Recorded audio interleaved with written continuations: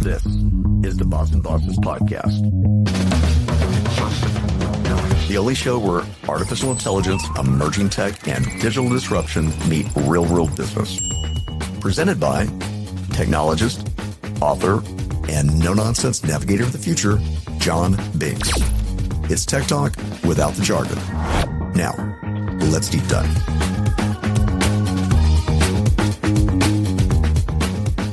Welcome to the Boston Bosses Podcast, presented by John Binks.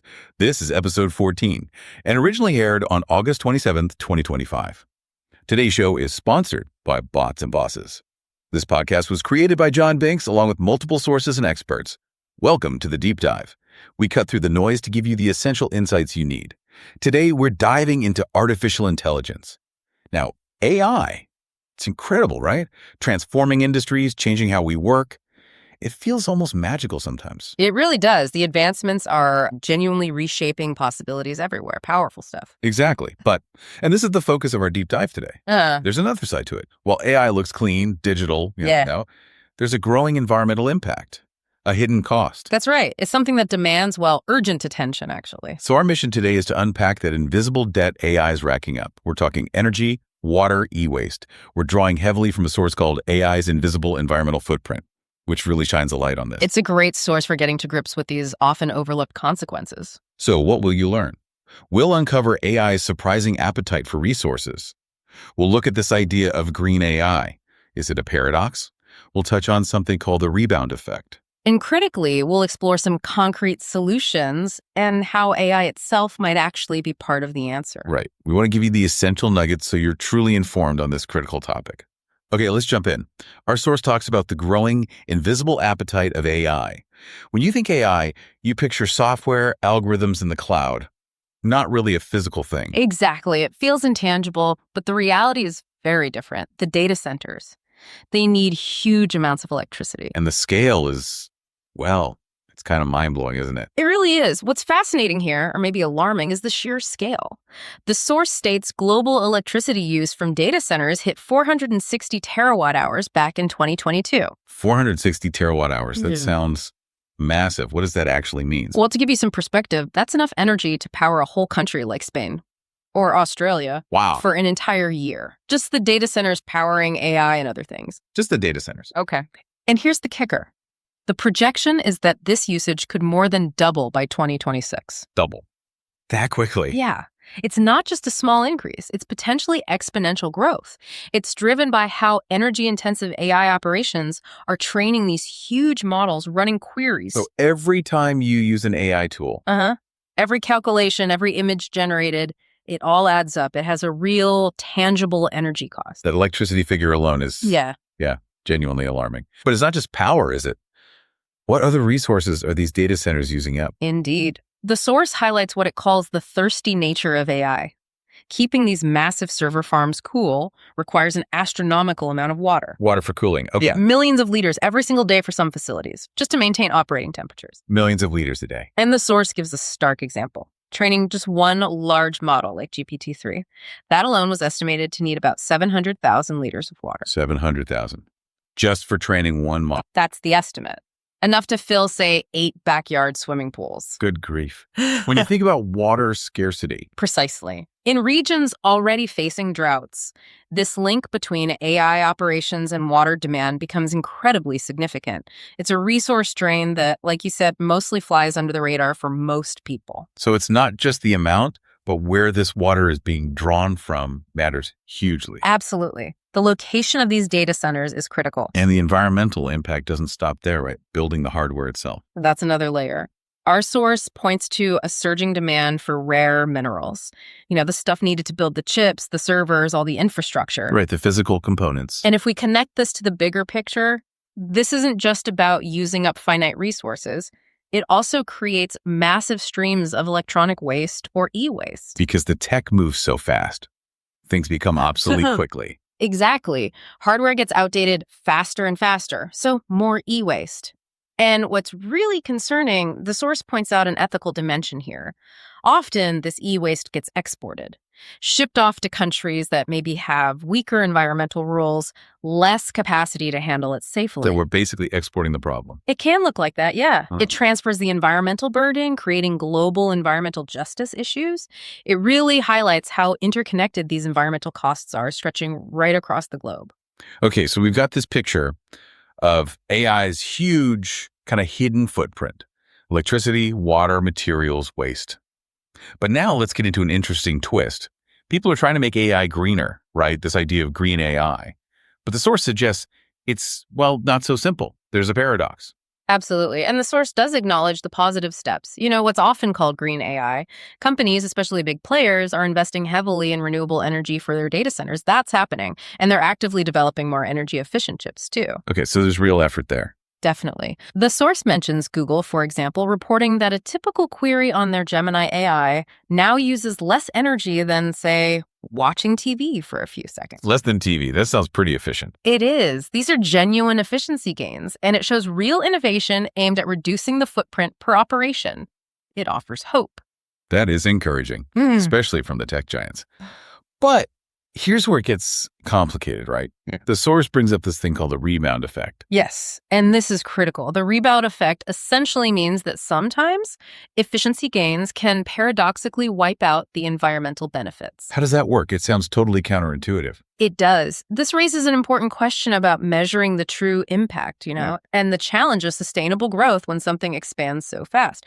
Basically, as AI gets cheaper and faster because of these efficiency improvements, what happens? Demand goes up. People use it more. Exactly. Demand skyrockets. So even if each individual use is more efficient, the sheer volume of use explodes. This leads to a massive overall increase in consumption, which can cancel out or even outweigh the per unit savings. Ah, okay. Like getting a fuel-efficient car, but then driving way more because gas feels cheaper. That's a perfect analogy. You end up potentially using more energy overall. And the source gives a pretty stark example. Google's total emissions, they've reportedly risen over 50% since 2019. 50%. Wow. Despite the efficiency gains. Yes, and the source directly attributes this rise to the massive expansion of their AI computing.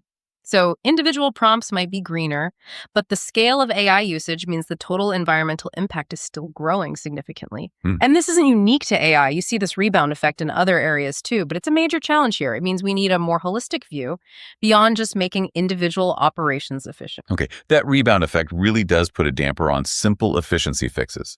It highlights the scale challenge. Yeah. So given these huge challenges, the resource drain, the rebound effect, how do we move forward?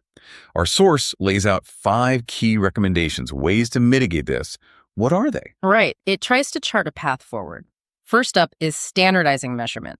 This means organizations really need clear, transparent, consistent ways to report their energy use, their water use, their carbon footprint, specifically tied to AI tasks. So everyone's measuring the same way. Essentially, yes. Yeah. Consistent reporting creates accountability. Lets us track progress properly and see where the real hotspots are. You can't manage what you don't measure accurately. Makes sense. What's number 2? Second is focusing on green data center design. This is about building smarter from the ground up or retrofitting. Operators can cut energy and water demand significantly.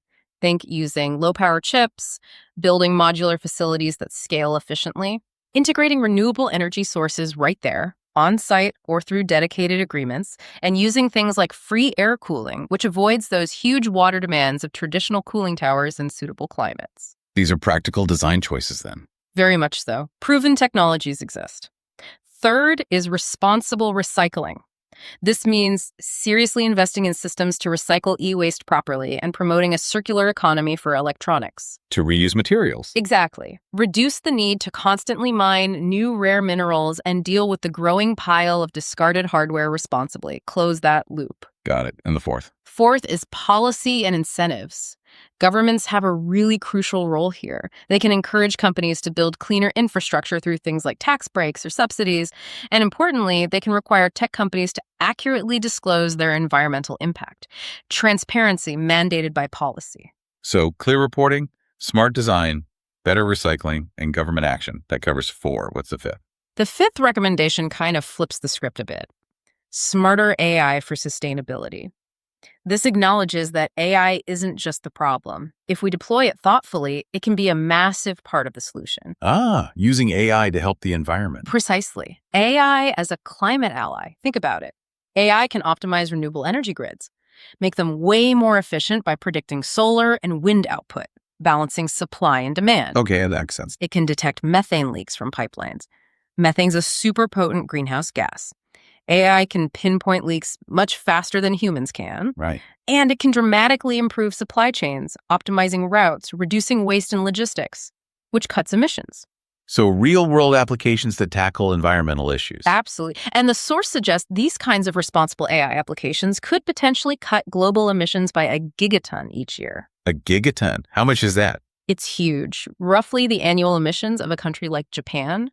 So it really underscores that dual nature. Yes, AI has a footprint, but its power can also be harnessed for enormous environmental good. As the source implies, knowledge is key, but it's most valuable when understood and applied. It really depends on the choices we make now about how we develop and deploy this technology. That's a really powerful point, the dual nature of AI. It offers a path forward that isn't just about restriction, but also about positive application. So wrapping up our duck dive today, it's clear AI is at a major crossroads, isn't it? Definitely. It could accelerate environmental damage if we ignore its footprint. Or it could become this incredible climate ally if we're smart and responsible about it. Exactly. And as our source puts it quite bluntly, the answer depends on the choices we make today. It's really down to us. So what does this mean for you listening right now? As professionals, maybe as decision makers in your companies or just as citizens, you can influence this path. Yeah, you can advocate for sustainable practices inside your own organizations. Ask the tough questions. You can choose AI tools and partners based on their commitment to renewables, their transparency about environmental impact. Vote with your wallet, so to speak. And you can support policy efforts, regulations, incentives that push AI development in a direction aligned with climate goals. So the final thought we want to leave you with is this.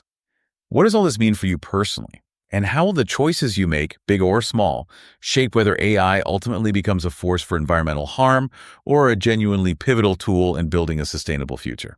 Something to really reflect on. Today's show was human-inspired and powered with AI assistance. Be sure to visit us, www.botsandbosses.com.